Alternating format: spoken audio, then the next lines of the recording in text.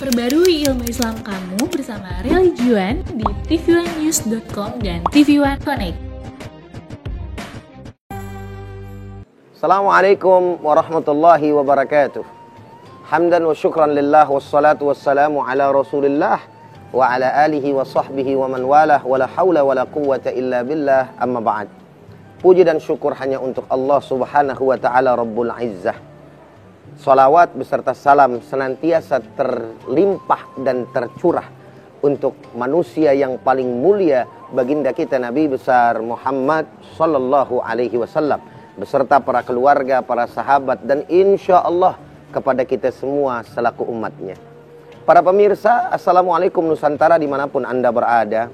Sebagaimana yang sama kita ketahui bahwa ibadah itu dibagi menjadi beberapa bagian.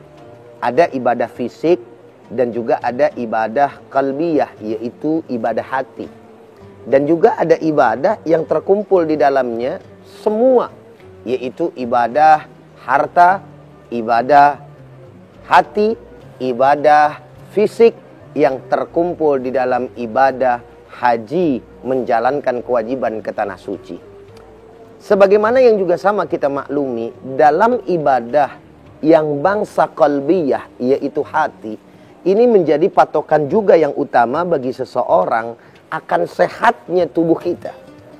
Jikalau ada penyakit di dalam diri kita berupa penyakit hati, maka obatnya lebih sulit daripada penyakit fisik itu sendiri. Sehingga oleh karenanya di dalam kitab-kitab tasawuf dibahas tentang radha'ilul qulub atau penyakit-penyakit hati, dan juga yang menyembuhkan hati tersebut serta memberikan kesehatan kepada hati sebagai orang yang beriman kepada Allah Subhanahu wa taala. Salah satu daripada ibadah yang berkaitan dengan hati yang perlu sama kita perhatikan sebagai hamba-hamba Allah Subhanahu wa taala adalah ibadah yang berkaitan dengan keikhlasan kepada Allah Subhanahu wa taala. Karena ikhlas ini menjadi satu patokan yang utama diterimanya daripada amal perbuatan seorang hamba Allah Subhanahu wa taala. Oke lah, baik, ketika kita berbicara tentang syariat, rukunnya pas, lalu kemudian syaratnya dikerjakan dan lain sebagainya, itu secara ilmu fikih memang dianggap sah. Tapi manakala ibadah tersebut dilakukan bukan karena Allah Subhanahu wa taala, maka ibadahnya tidak diterima oleh Allah Subhanahu wa taala. Subhanallah walhamdulillah wala ilaha illallah wallahu akbar walillahil hamd. Oleh karenanya kita bisa melihat dari berbagai macam kitab-kitab hadis, baik yang paling kecil sampai yang paling besar, bahkan kitab-kitab fikih pun pembahasan yang pertama yang penting dilakukan dan disampaikan oleh umat Islam tidak lain dan tidak bukan adalah tentang keikhlasan. Sebagaimana hadis tentang niat ini diriwayatkan oleh Sayyidina Abu Bakar, Sayyidina Umar ibn al-Khattab radhiyallahu ta'ala anhu, di mana beliau menyampaikan hadis Nabi kita Muhammad sallallahu alaihi wasallam yang berbunyi, faqala Nabi sallallahu alaihi wasallam innamal a'malu binniyat, yaitu hanya saja perbuatan tersebut dilihat barometernya dari niat si hamba tadi. Ini menggambarkan begitu pentingnya niat tersebut yang ditujukan hanya karena Allah Subhanahu wa taala, sehingga menjadi barometer, lagi-lagi saya sampaikan, diterimanya amal seorang hamba di hadapan Allah Subhanahu wa taala. Saudara hadirin para pemirsa yang sama dirahmati dan dimuliakan oleh Allah Subhanahu wa taala, pemirsa Assalamualaikum Nusantara dimanapun Anda berada. Yang menarik di dalam surat Al-Ikhlas berbeda dengan dua surat lainnya yang padahal dia ini tergabung di antara tiga. Sehingga dikatakan oleh kita ini merupakan tiga kul atau trikul. Kul huwallahu ahad, kul a'udzu birabbil falaq, dan juga kul a'udzu birabbin nas. Dua ayat diantaranya dinamakan dengan nama surat tersebut yang ada di dalam ayatnya pun disebutkan. Al-Falaq umpamanya, kita melihat di dalamnya disebut kata falak. Kul a'udzu birabbil falaq. Subhanallah.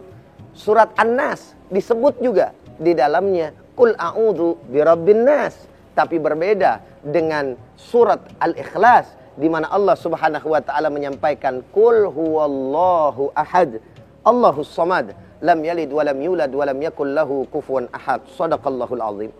Apa rahasianya?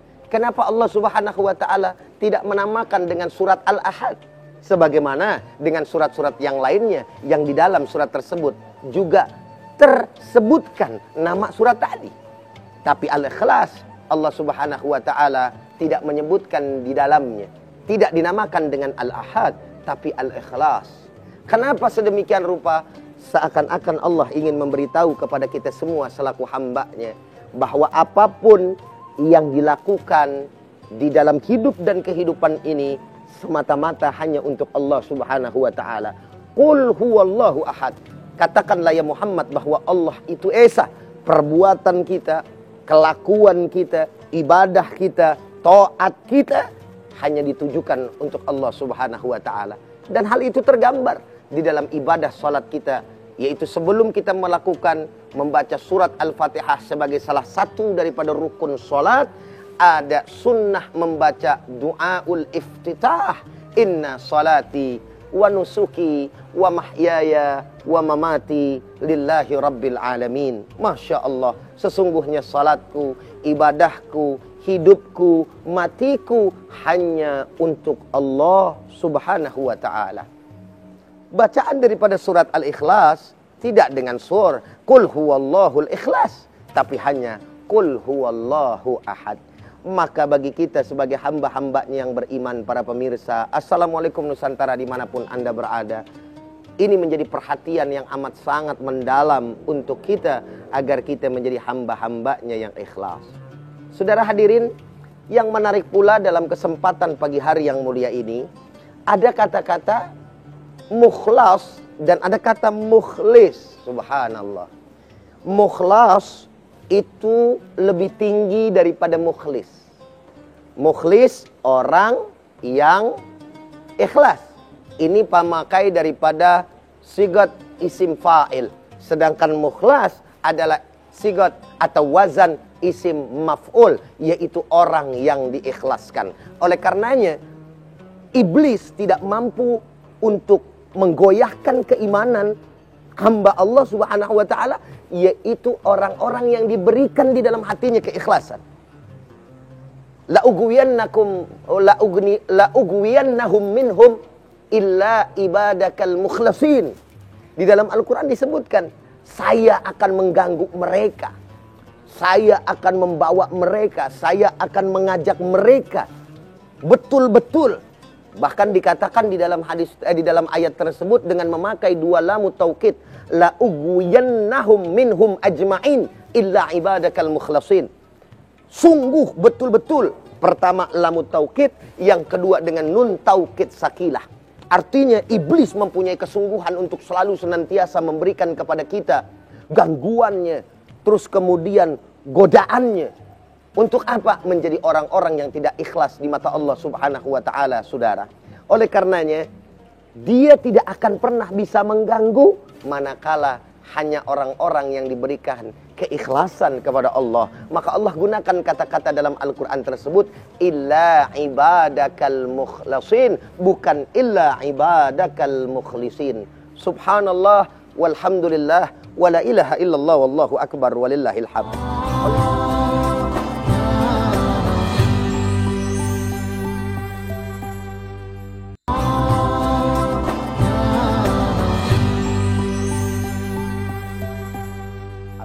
Oleh karenanya para pemirsa, kita ini tidak pernah diperintahkan oleh Allah Subhanahu wa ta'ala untuk melawan daripada iblis serta bala tentaranya, dalam hal ini syaitan laknatullah alaihim.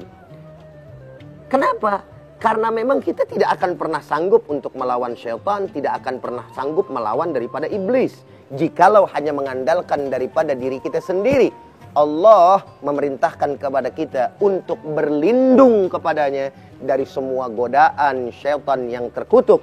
Dalam kalimat yang biasa kita baca, a'udzubillahi minasyaitonir rajim, aku berlindung kepada Allah dari godaan syaitan yang terkutuk.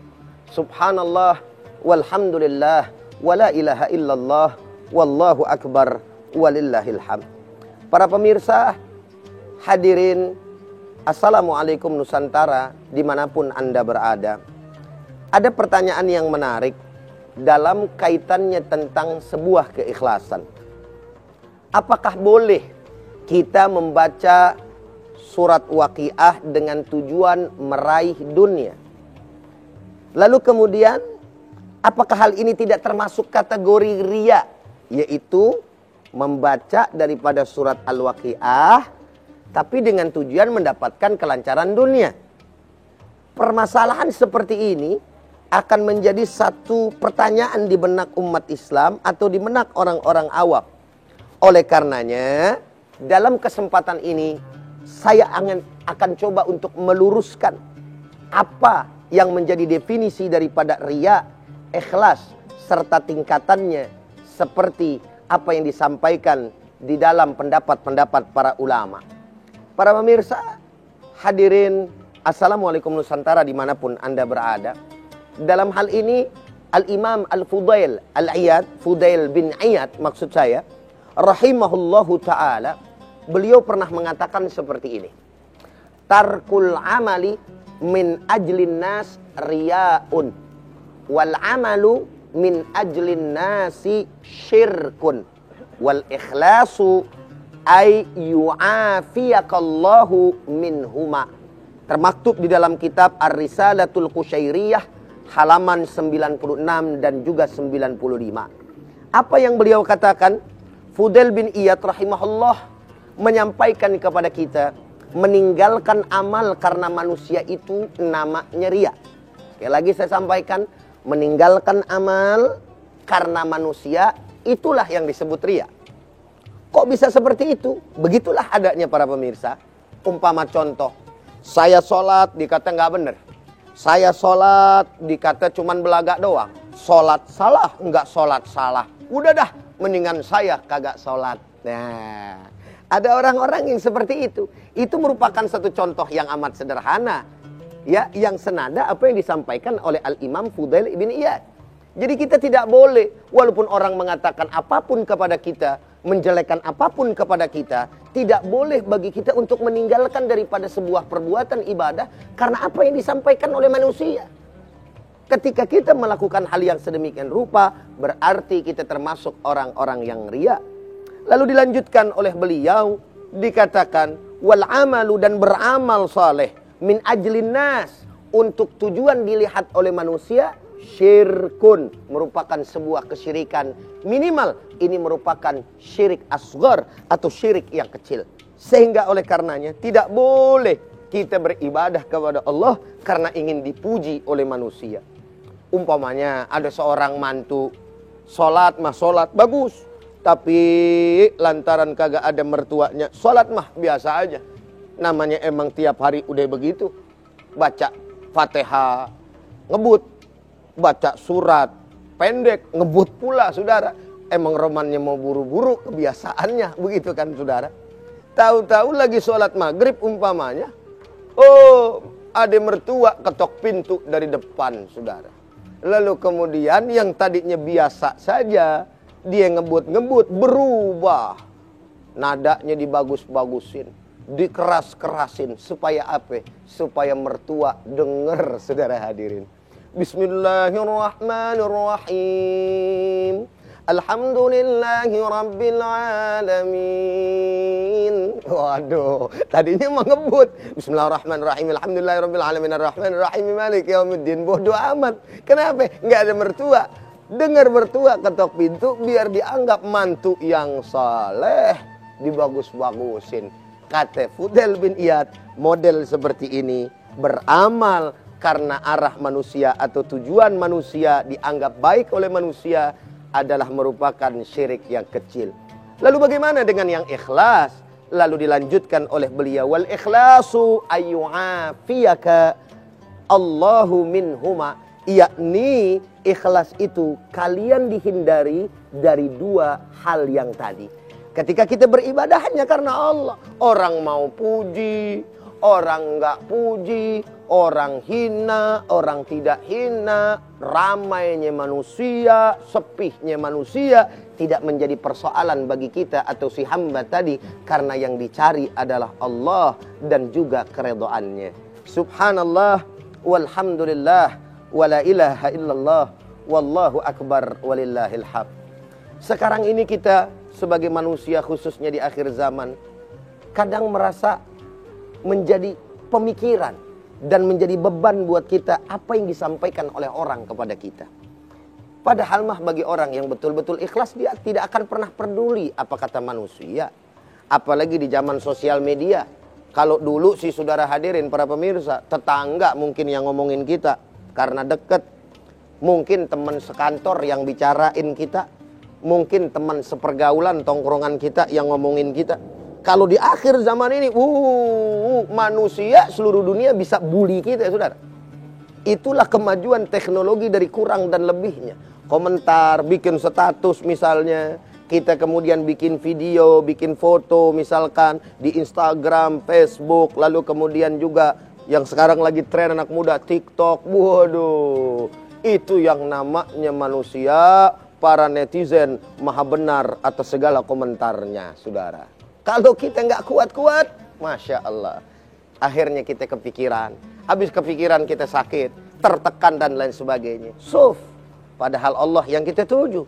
Kalau kita melakukan kebenaran dengan apa yang kita sampaikan di sosial media, umpamanya, jangan dengarkan apa kata orang. Jangan hiraukan apa yang dicaci oleh mereka. Karena Allah adalah tujuan bagi kita.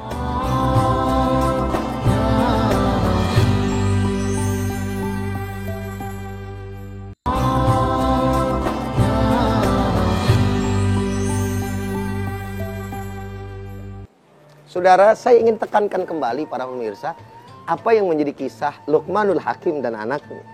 Dikala Luqmanul Hakim membawa keledai beserta anaknya. Enggak habis kalau berbicara, mendengarkan apa kata orang. Pertama kali dia keluar, anak dan dirinya tidak menaiki daripada keledai. Apa kata orang? Punya keledai kendaraan kok enggak dinaikin. Bodoh kali itu orang berdua. Anak sama bapak sama aja bodohnya. Didengar sama Luqmanul Hakim. Nak, besok kita naikin, nak. Dinaikinlah sama mereka berdua. Dua-duanya naik. Apa dia katakan orang? Didengar lagi. Dasar manusia tidak berperi kebinatangan. Yaitu keledai yang sekecil itu dinaiki berdua.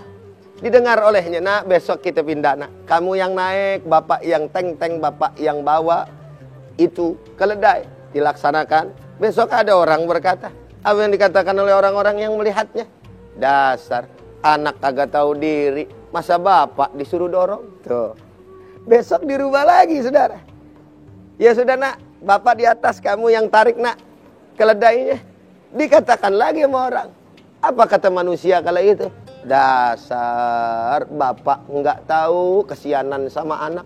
Masa anak kecil disuruh dorong, disuruh tarik bapaknya pakai keledai. Subhanallah, walhamdulillah, wala ilaha illallah, wallahu akbar. Jadi omongan manusia mah nggak usah dihirau.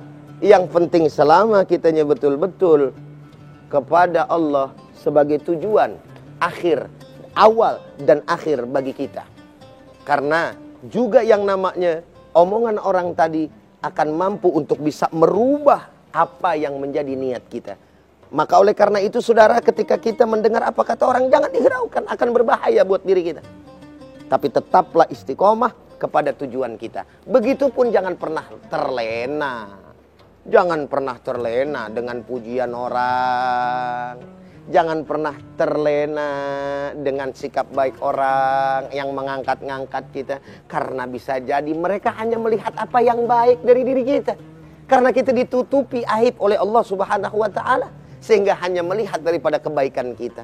Jangan merasa puas, bahkan jangan pernah merasa bangga. Takut lahirnya ujub ketika ada orang yang memuji kita dan mengangkat kita. Dati kita mengatakan, siapa dulu kalau bukan gua, saya, aku. Dan akhirnya timbul keakuan di dalam diri. Na'udzubillah, summa na'udzubillah min dzalik.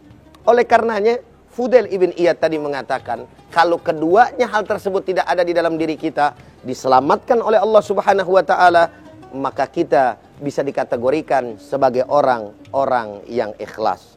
Alhamdulillah, mudah-mudahan kita masuk di dalam di dalam apa yang disampaikan oleh Al-Imam Fudail bin Iyad tersebut. Para pemirsa, hadirin, Assalamualaikum Nusantara dimanapun Anda berada.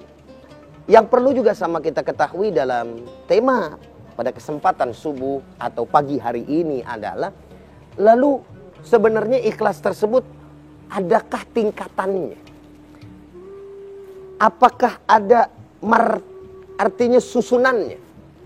Maka ternyata ketika kita melihat ikhlas tersebut mempunyai sebuah tingkatan. Dikatakan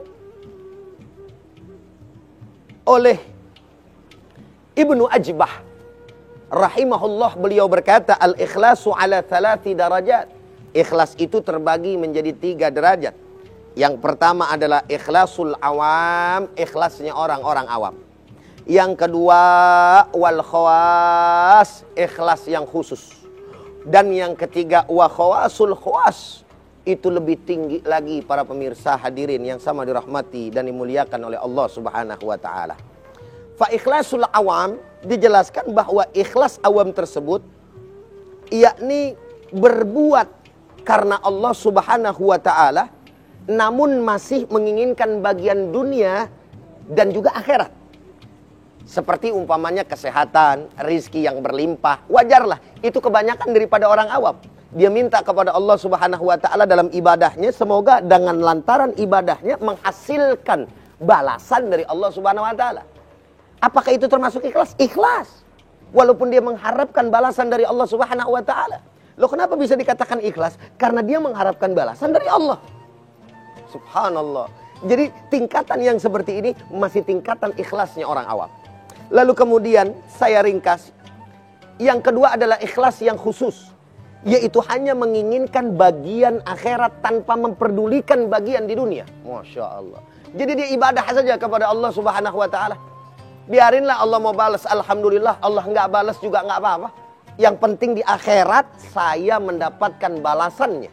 Ingat saudara, tapi masih mengharapkan balasan.